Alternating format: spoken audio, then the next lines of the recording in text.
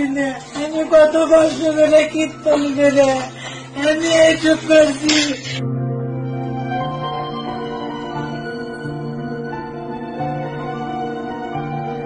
জীবনে যা কামাই করছিল ওই 2 লাখ টাকা জীবনে যা কামাই করছিল সব দিয়ে চলে গেছে।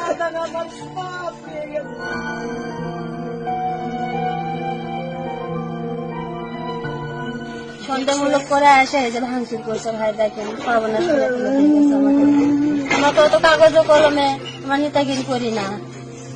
আমার নাম মাত্র আওয়ামী লীগ, সবাই জানে আমরা আওয়ামী লীগ, কিন্তু হয়তো একেবারে যায় না ওভাবে।